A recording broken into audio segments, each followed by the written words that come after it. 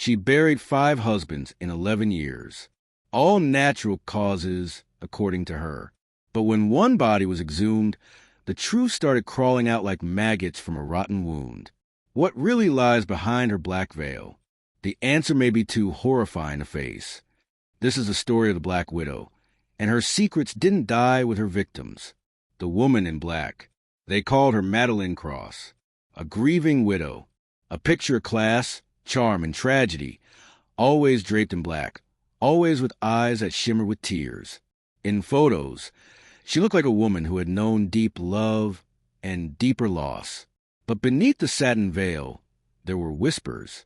5 husbands, all dead, heart attacks, strokes, freak accidents, always just after the honeymoon phase, always with generous life insurance policies. Sheriff Lyle Mercer, Charleston, South Carolina, had known Madeleine for years. She's just unlucky, he used to say, until husband number 5, Dr. Aaron Keller, was found stiff in a hotel bathtub, full suit, tie, and a single black orchid tucked in his lapel. An orchid, her favorite flower, and her calling card, the pattern. It started as a rumor. A true crime podcaster, Samantha Greer, noted the chilling similarities between all 5 deaths. Each husband had made Madeleine the sole beneficiary of sizable insurance claims. Each had changed their will within weeks of marrying her. Each was cremated, except for Aaron. His autopsy, inconclusive. But the blood work was missing from the Charleston coroner's office. Vanished, just like the others. That's when Samantha went digging. She uncovered something truly terrifying. Madeleine Cross didn't exist before 2008. No birth certificate. No high school records. Just appeared, like a spider in the corner of a dark room. The ex-wife who lived. Samantha tracked down a woman named Isabel Granger, the ex-wife of Madeleine's second husband, Charles Granger. He said she was enchanting, Isabel said, voice trembling.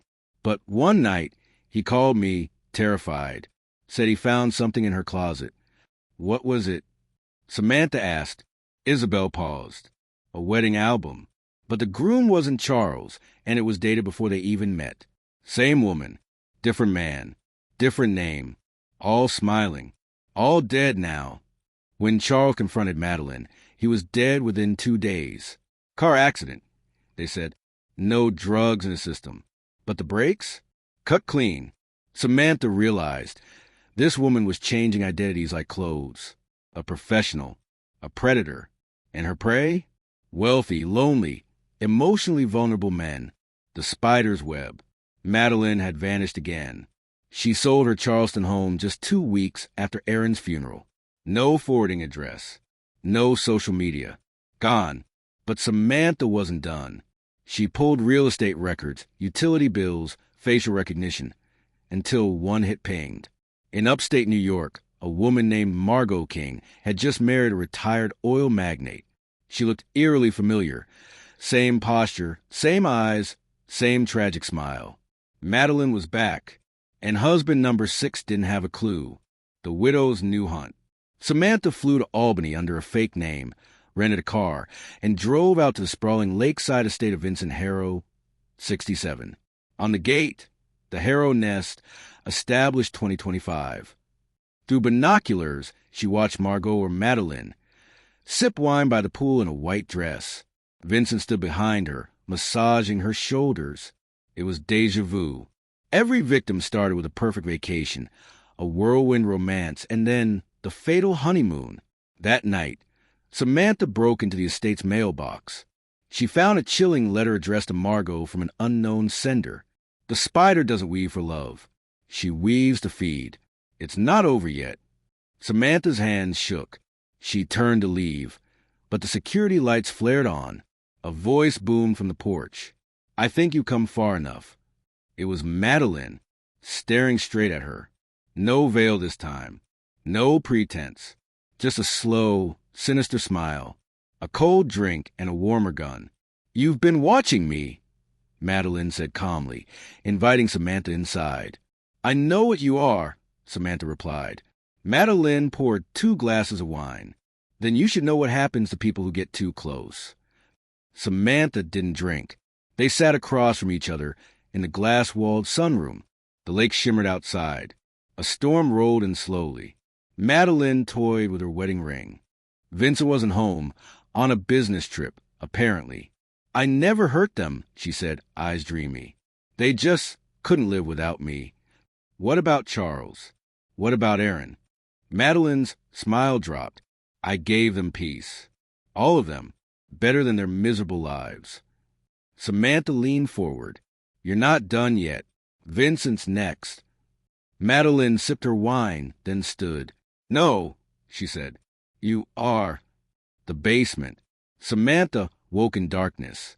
Her head throbbed. Hands tied. Gagged. She was in a cold, damp room. A faint humming echoed from above. A light flickered on. Madeline stood over her, holding an old photo album. Want to see the real me? She whispered. She opened the album.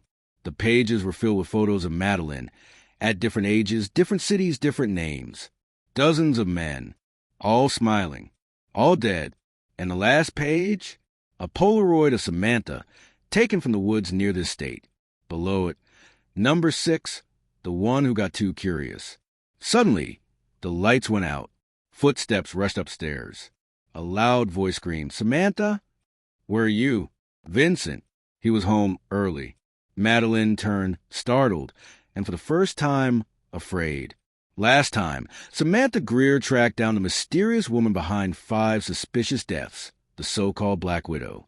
But when she confronted her at a remote estate in upstate New York, things took a turn.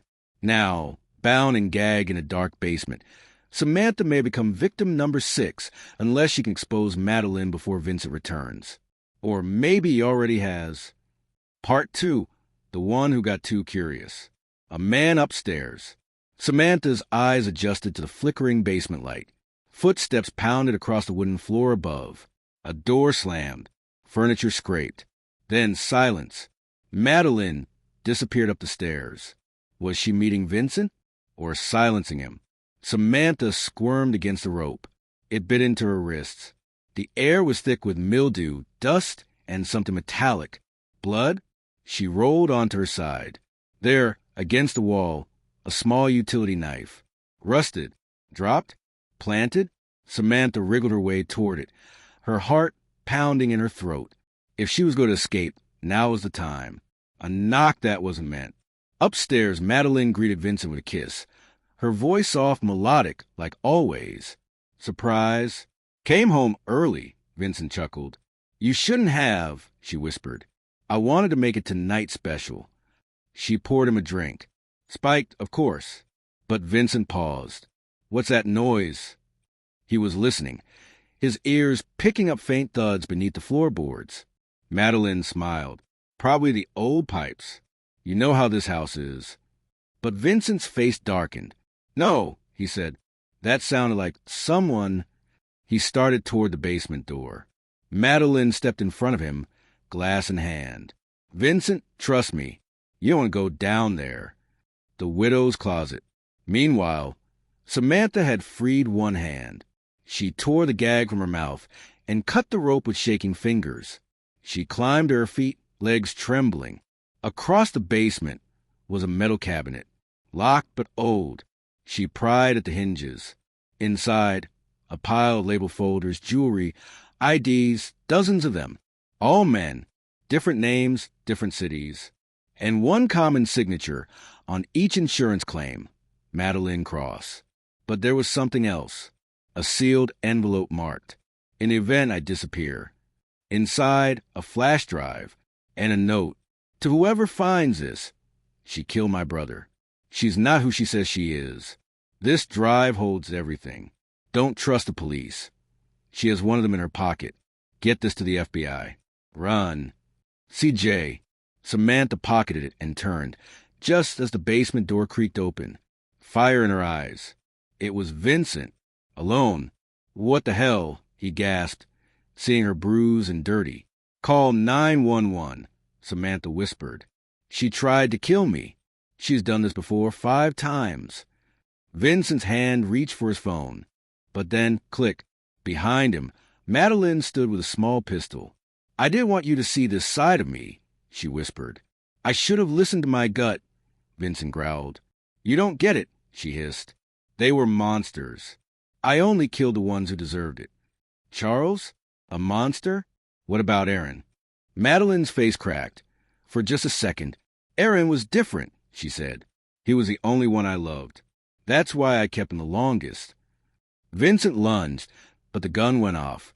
Blood and orchids. Vincent dropped to the floor. Not dead, wounded.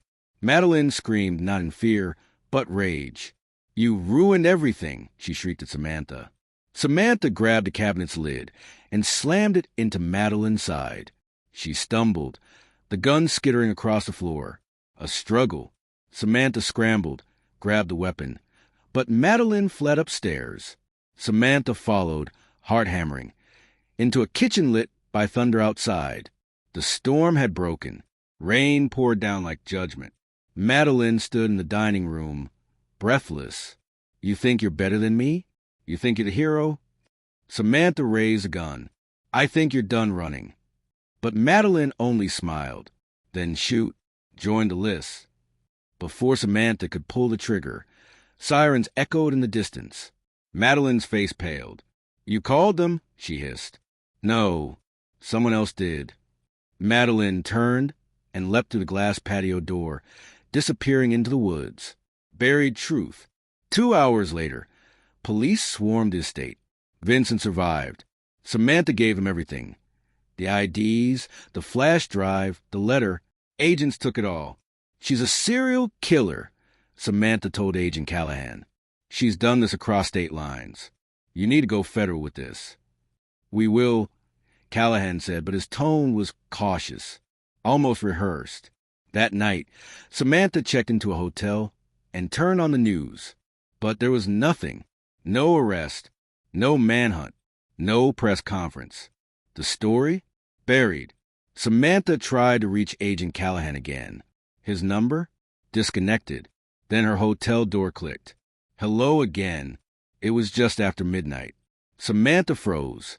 The door opened slowly. A shadow stepped in. Tall. Familiar. She reached for her phone. But the figure spoke first. You were right about everything. It was Vincent. Bandaged, pale. But behind him, barely visible in the hallway, was another figure. A woman in a nurse's uniform, with green eyes and a black orchid tattoo behind her ear. Samantha's blood ran cold. Vincent spoke again, but his voice wasn't his. It was too calm, too controlled. She told me, you'd come looking. She buried 5 husbands, left 1 survivor, and vanished into the night.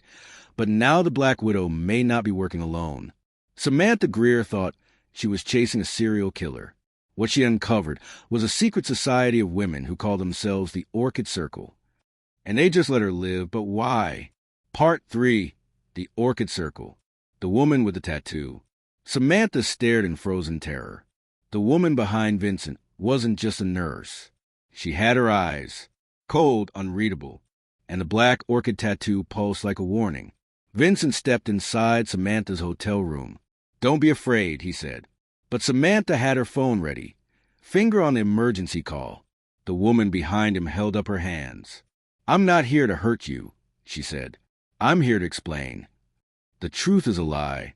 Her name was Maris Quinn, a nurse, a widow, a survivor, or so she claimed. She told Samantha there was never just one Black Widow. There are many of us, she said. We don't kill for pleasure. We kill for justice, for freedom. Vincent sat silently. His eyes didn't seem glazed. He wasn't drugged. He believed her. The Orchid Circle, Maris said, is real. And Madeline? She was one of our best. Samantha scoffed. Your best? She killed 5 men. Each of them monsters, abusers, rapists, killers with badges.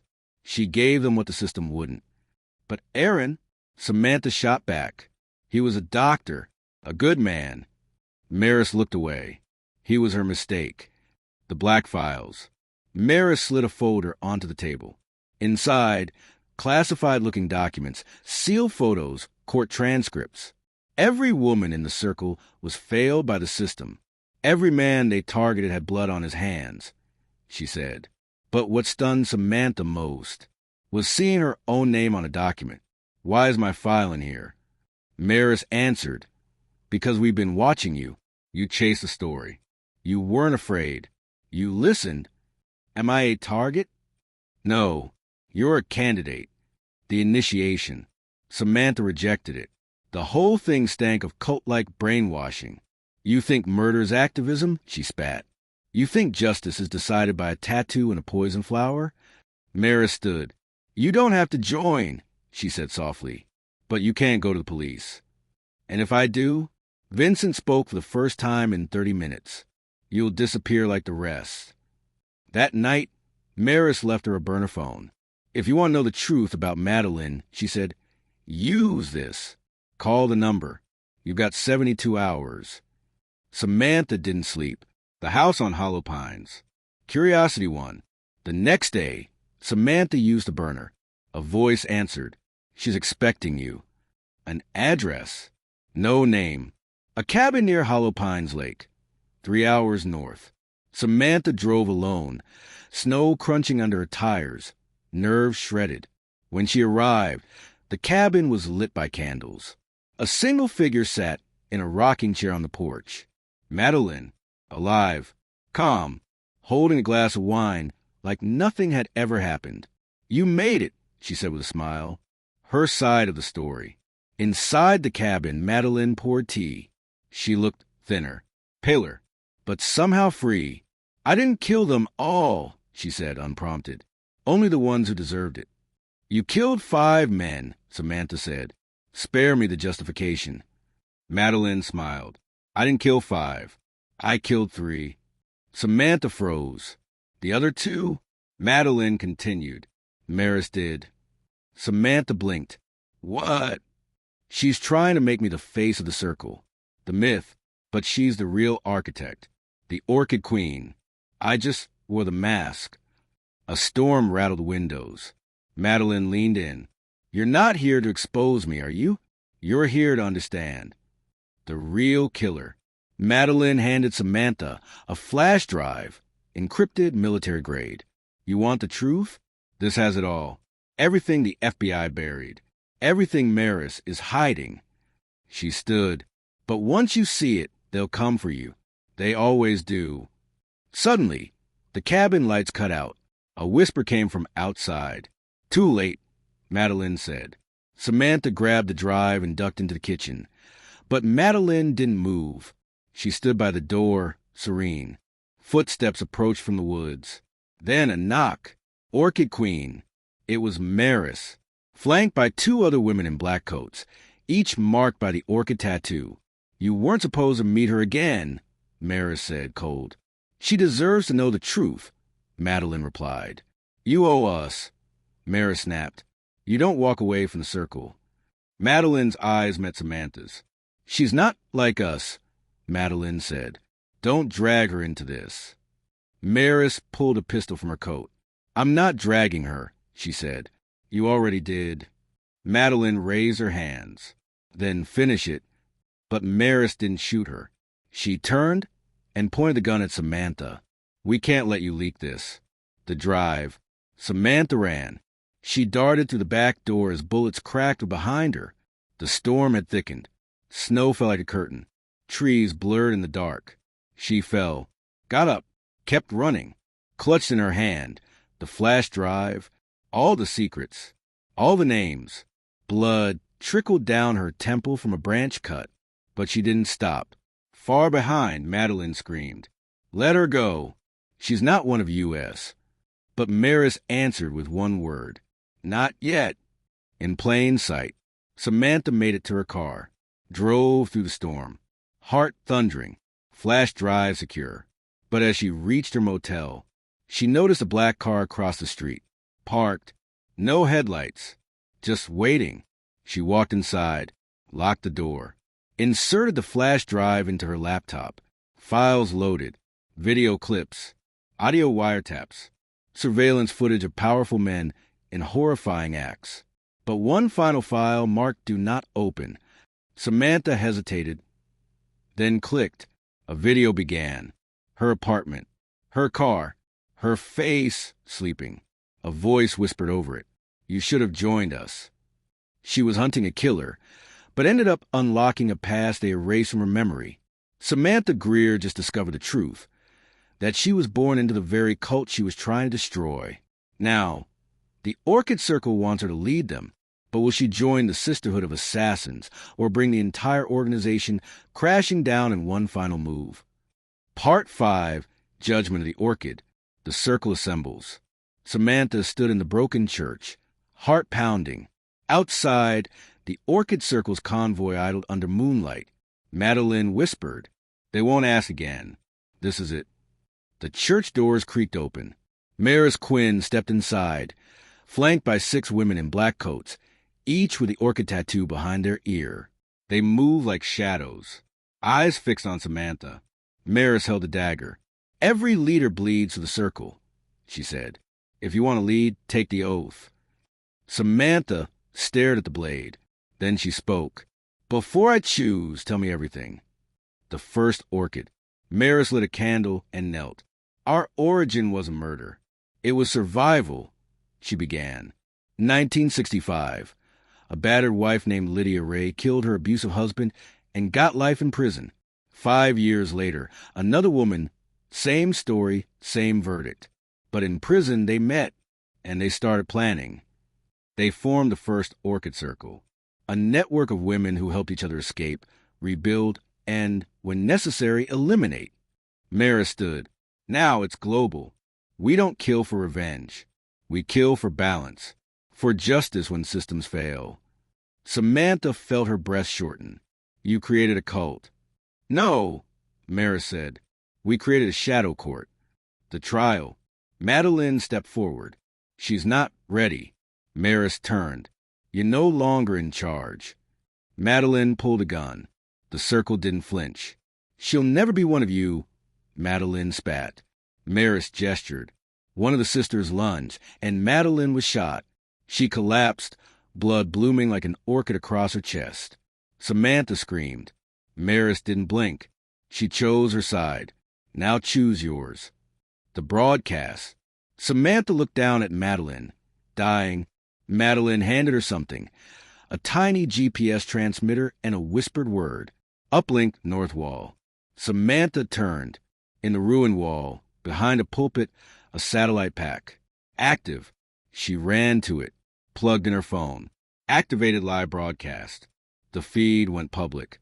Cameras hidden in the church lit up. The Orchid Circle didn't notice, yet.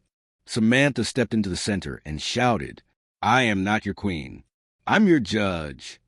The live feed captured all. Faces, names, rituals. The truth was out.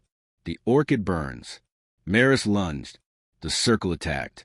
Gunfire rang out. Samantha ducked behind pews, dragging Madeline's limp body. From outside, sirens. Helicopters. Federal agents. Nora had seen the stream. She'd traced the uplink. She came. A tactical team stormed the church. Some women surrendered. Others vanished. Maris fled through the back, but Samantha chased her into the forest. Snow fell silently as Maris turned with a blade. "You ruined us." "You created monsters," Samantha said, leveling her gun. Maris smirked. "So did the world." A shot rang out. The widow's verdict. Maris dropped. Samantha walked out of the woods, blood on her coat. Behind her, the Orchid Circle crumbled. Over 34 women arrested. 9 high-profile judges exposed. An entire secret justice system revealed to the world.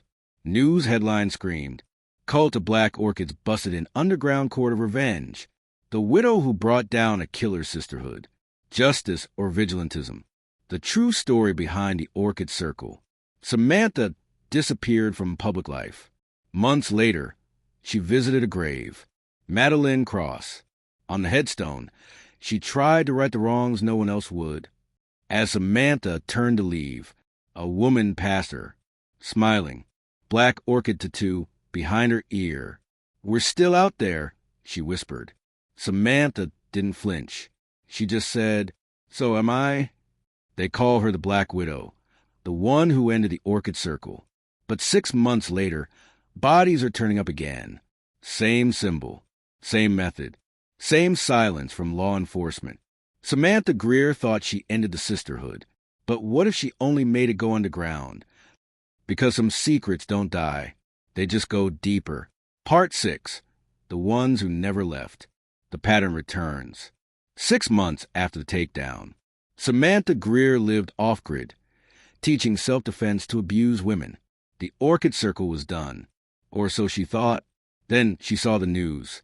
Local judge found dead in Hudson Lake. Black orchid found on body. Her heart stopped.